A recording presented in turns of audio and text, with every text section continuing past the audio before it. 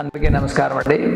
ఈరోజు మనము ఒక ఇంట్రెస్టింగ్ వీడియో అయితే చేయబోతున్నాము. ఎందుకంటే లాస్ట్ వీక్ మామూలుగా అయితే మనం రిపేర్ పేషెంట్ల గురించి మామూలుగా నెలకు ఒక 2-3 కేసులు చూస్తుంటాము, అది ఓకే. కానీ లాస్ట్ వీక్లోనే నేను అంటే ఈ 3 డేస్లోనే 4 కేసులు చూశాను. మరీ సాడ్ ఏంటంటే వీళ్ళందరికీ హెయిర్ లైన్ ఫోర్హెడ్ మీద పెట్టేశారు. అసలు వాళ్ళకి అసలు టోపీ లేకుండా వాళ్ళు బయటికి వెళ్ళడం లేదు. అన్ఫార్చునేట్ ఏంటంటే పాపం ఈ నలుగురు లాస్ట్ 6 months ముందు, కొద్దిమంది 8 months ముందు, ఈవెన్ 1.5 year ముందు నా దగ్గరకు వచ్చి కన్సల్టేషన్ తీసుకొని మార్కింగ్స్ అన్నీ కూడా నేను చూపించాను. ప్రాబబ్లీ వాళ్ళకి నచ్చలేదేమో ఆ రోజులో, బట్ ఎక్కడో వెళ్ళి ట్రాన్స్ప్లాంట్ చేసుకున్నారు. కానీ నా దగ్గరికి మళ్ళీ వచ్చారు, ఈ వారం వచ్చారు. అందరికీ అట్టర్ ఫ్లాప్ ట్రాన్స్ప్లాంట్ అయితే అయింది. ఎందుకంటే ఫేస్ మీద తెలిసిపోతుంది హెయిర్ లైన్. అన్ఫార్చునేట్ ఏంటంటే ఈ పేషెంట్లలో వీళ్ళు మన దగ్గరకు వచ్చి మార్కింగ్స్ అని తీసుకొని పాపం ఎక్కడో చేసుకున్నారు. తర్వాత మన దగ్గరకు వచ్చారంటే వాళ్ళకి మన మీద ఉన్న నమ్మకం చాలా ఇంపార్టెంట్. ఎందుకంటే ఎక్కడో చేసుకున్న తర్వాత మన దగ్గర చాలామంది ఎవరు రారు, కానీ మన దగ్గరికి మళ్ళీ వచ్చారంటే మన మీద ఉన్న ట్రస్ట్, అదే మనం ఇచ్చిన ఇన్ఫర్మేషన్ కూడా వాళ్ళకి ట్రాన్స్పరెంట్గా ఇచ్చాను కాబట్టి వాళ్ళు మన దగ్గర బ్యాక్ వచ్చారు. అది చాలా ఇంపార్టెంట్ అండి. ఎందుకంటే ఎవరు కూడా అట్లా రారు. వాళ్ళు వచ్చినప్పుడు నిజంగా నాకు బాధ వేసింది. ఎందుకంటే ఆ ట్రాన్స్ప్లాంటేషన్ మామూలుగా ఎవరు చేసినా ఫెయిల్ అవ్వచ్చు, కానీ రాంగ్గా చేశారు. ఇది ఫెయిల్ అవ్వలేదు, రాంగ్గా చేశారనమాట. అంటే మనం రోడ్లో లెఫ్ట్ సైడ్ వెళ్తున్నాం అనుకోండి, యాక్సిడెంట్ జరగవచ్చు. కానీ మనం రైట్ సైడ్లో వెళ్తే టోటలీ రాంగ్. అలాంటి సిచ్యుయేషన్ అనమాట ఇది. అంటే వీళ్ళకి ఏంటంటే హెయిర్ లైన్ అసలు ఏ ఐడియా లేకుండా, ఎటువంటి ఐడియా కాస్మెటిక్ సర్జరీ మీద కానీ ఏ ట్రాన్స్ప్లాంట్ మీద కానీ ఎటువంటి ఐడియా లేకుండా ట్రాన్స్ప్లాంట్ చేయడం జరిగింది. అట్లాంటి వాళ్ళు 4 చూశాను. ఒక పేషెంట్కి ఈరోజు రిపేర్ చేశాను. అందువల్ల ఈ వీడియో చేస్తున్నాను. ఈ వీడియో కంప్లీట్గా చూడండి. ఈ వీడియో రిపేర్ ఎలా అయింది, రిపేర్కి వచ్చే ఛాలెంజెస్ ఏంటి, ఎందుకు ఈ విధంగా జరిగిందని మనం డిస్కస్ చేద్దాం.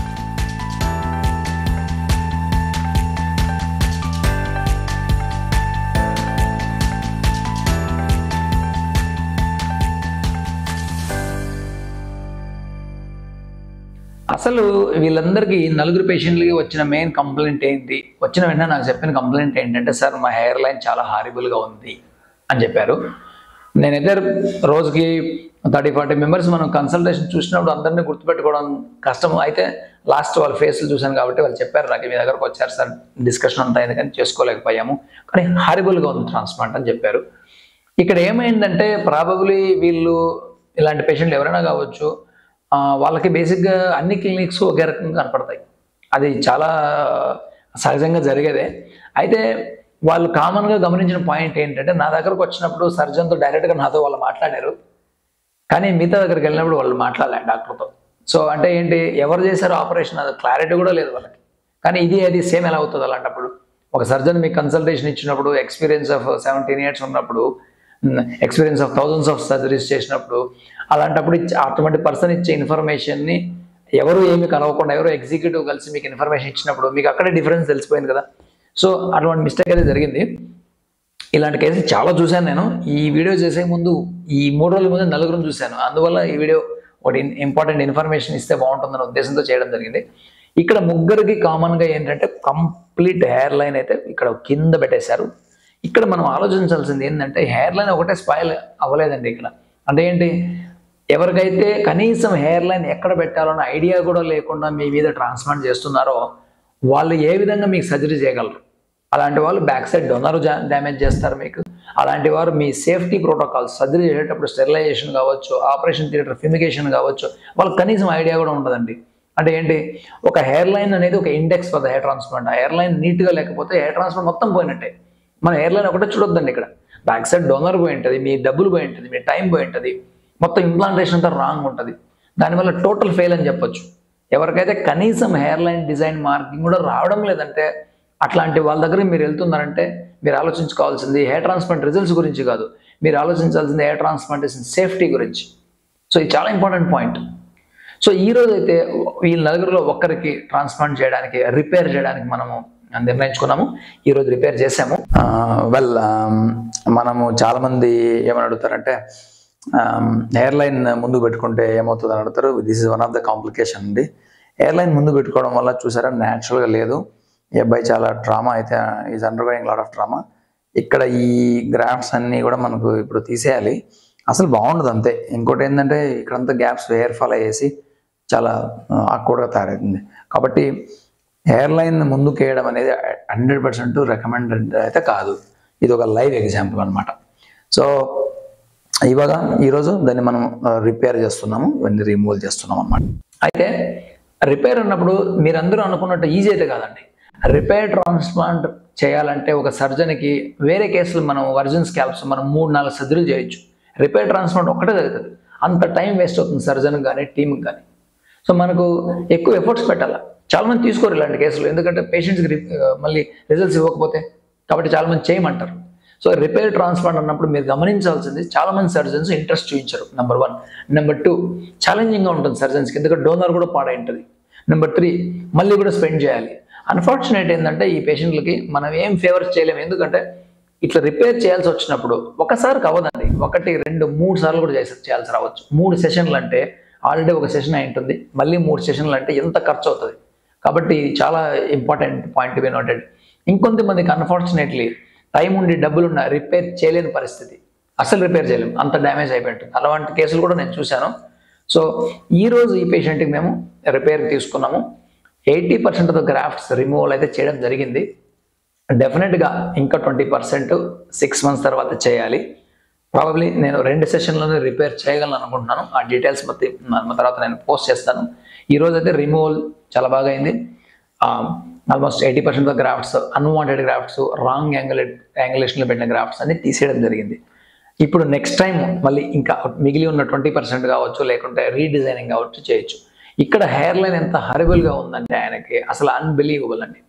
కాబట్టి మీరు ట్రాన్స్ప్లాంటేషన్ చూజ్ చేసుకునేటప్పుడు ఎక్స్పర్ట్తో మాట్లాడిన తర్వాత మీరు ఏం కంపేర్ చేస్తున్నారో వేరే క్లినిక్స్తో చాలా ఇంపార్టెంట్. సో అందువల్ల మీ ఎక్స్పర్ట్ దగ్గర కూర్చున్న తర్వాత మంచి డీటెయిల్స్, మీ క్వశ్చన్స్ అన్ని ఆన్సర్ చేసిన తర్వాత చూజ్ చేసుకోవడం చాలా మంచిది.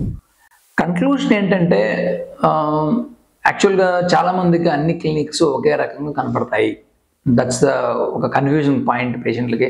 ఎందుకంటే చాలామంది ఏం చేస్తారంటే ప్రైస్ చూడొచ్చు చాలామంది. సో నేను చెప్పేది ఏంటంటే ఇక్కడ ప్రైస్ కంటే కూడా క్వాలిటీ చాలా ఇంపార్టెంట్. ఎందుకంటే మీకు గ్రాఫ్ట్స్ పోయిన తర్వాత, బ్యాక్ సైడ్ డ్యామేజ్ అయిన తర్వాత ప్రైస్ సంగతి దేవుడు ఎరుగు. నీకు సేఫ్టీ కూడా చాలా కన్సర్న్ కదా. సో ఈ పేషెంట్కి అయితే బ్యాక్ సైడ్ కంప్లీట్గా లేదు. ఇప్పుడు నెక్స్ట్ సెషన్ చేయడం అంటే డెఫినెట్గా కాదు, ఆయనకి బియర్డ్ కూడా లేదు. సో ఏం చేస్తాం? సో అటువంటి సిచ్యువేషన్కి అయితే మీరు ఫాలో అవ్వద్దండి. నెంబర్ 2, ఎందుకు ఇట్లా అవుతుందంటే మనము ఒక్కోసారి కొన్ని నెంబర్ ఆఫ్ గ్రాఫ్ట్స్ ఆనెస్ట్గా పేషెంట్ చెప్పినప్పుడు వాళ్ళు ఎందుకో సాటిస్ఫై కారు. ఇంకో చోటుకి వెళ్ళి వాళ్ళు 6,000 చెప్పారని, 8,000 చెప్పారని అట్లా నమ్ముతారు. పాసిబిలిటీ లేదండి. వేరే ఎవరో 8,000 చేయగలిగితే ఒక ఎక్స్పర్ట్ సర్జన్ 17 years ఉన్న సర్జన్ 8,000 గ్రాఫ్ట్ చేయలేడంటారా? అది మీరు ఆలోచించుకోవాల్సిన విషయం. సో మూడవది, ఈ లో బడ్జెట్ క్లినిక్స్ ఉంటాయి. వాళ్ళు ఏంటంటే మేము ల్యూర్ చేస్తారు, ఇంతకైతే నేను ప్యాకేజ్ ఇస్తా అంటారు. అక్కడ సర్జన్ ఉండడు, డాక్టర్ ఉండడు, టెక్నీషియన్స్ ఎవరో చేస్తారు. ఇవన్నీ చాలా గమనించాల్సిన విషయం. సో కాబట్టి ఒక సర్జన్ దగ్గరకు వచ్చిన తర్వాత మీకున్న డౌట్స్ ఏ విధంగా చేస్తే నాకు హెయిర్ లైన్ న్యాచురల్గా ఉంటుంది మీరు అడగాలి. అప్పుడు వాళ్ళు కొన్ని ప్లాన్స్ చెప్తారు.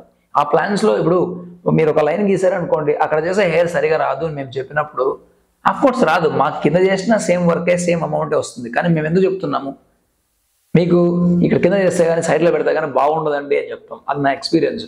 అప్పుడు మీరు వినకపోతే ఒకసారి ఏమవుతుందంటే డెఫినెట్గా మీరు ఒక రాంగ్ డెసిషన్ తీసుకొని ట్రాన్స్ప్లాంటేషన్ బ్యాడ్ రిజల్ట్స్లో ఎండప్ అవుతారు. ఇప్పుడు లైట్గా డ్యామేజ్ అయిన కేసుని మనం ఏమైనా రిపేర్ చేయొచ్చు. కంప్లీట్గా బోచ్ ట్రాన్స్ప్లాంట్, కంప్లీట్గా డ్యామేజ్ అయిన ఇటువంటి కేసులని చాలా కష్టం రిపేర్ చేయడం. సో కాబట్టి ఒకసారి మీరు మీ ట్రాన్స్ప్లాంటేషన్ పాడైన తర్వాత అక్కడ చూడాల్సింది మీరు డబ్బులు ఒకటే కాదు, మీకు బ్యాక్ సైడ్ డోనర్ కూడా లేదు. వేరే సర్జన్లు ఎవరు యావరేజ్ సర్జన్స్ తీసుకోరు మీ కేసులు. కాబట్టి మీ ఒక కేసు చేయడం కంటే వేరే 3 కేసులు చేసుకుందాం అనే ఆలోచనలో ఉంటారు. అందువల్ల మీరు ఎక్స్పర్ట్ దగ్గర కూర్చొని మాట్లాడిన తర్వాత మీరు డెసిషన్ తీసుకోండి. కొన్ని క్లినిక్స్లో టెక్నీషియన్ చేస్తుండొచ్చు, ఎవరు ఎక్స్పీరియన్స్ లేని డాక్టర్ చేస్తుండొచ్చు, అవుట్సోర్సింగ్ డాక్టర్స్ చేస్తుండొచ్చు. అలాంటప్పుడు మీ సర్జన్తో మీరు మాట్లాడినారా లేదా, మీ ఆపరేటింగ్ డాక్టర్తో మీరు మాట్లాడినారా లేదా అనేది చాలా ఇంపార్టెంట్. ఎందుకంటే ఆయనే కదా ఆపరేషన్ చేసేది, ఆయనే మీకు ఇన్ఫర్మేషన్ ఇచ్చేది ఫర్దర్. అలా కాకుండా ఎవరో చూసి ఎవరో ఆపరేషన్ చేస్తే మీ ట్రాన్స్ప్లాంటేషన్ కొంచెం ఆలోచించుకోవాల్సిన విషయమే. కాబట్టి కైండ్లీ బీ కేర్ఫుల్. అట్లాంటి క్లినిక్స్ కానీ అట్లాంటి టెక్నీషియన్స్ దగ్గర పోయేటప్పుడు మీరు జాగ్రత్త చూసుకొని 1-2 సార్లు చూసుకొని వెళ్ళండి. ఎందుకంటే ఇది ఎమర్జెన్సీ సర్జరీ అయితే కాదు. సో ఎలెక్టివ్ సర్జరీ కాబట్టి రిలాక్స్గా మీరు 2-3 క్లినిక్స్ కాదు 4-5 క్లినిక్స్కి వెళ్ళి కూర్చొని మీకున్న డౌట్స్ అన్ని క్లారిఫై చేసుకొని తర్వాత ట్రాన్స్ప్లాంటేషన్ చేసుకోవడం చాలా మంచిదని నా ఉద్దేశం.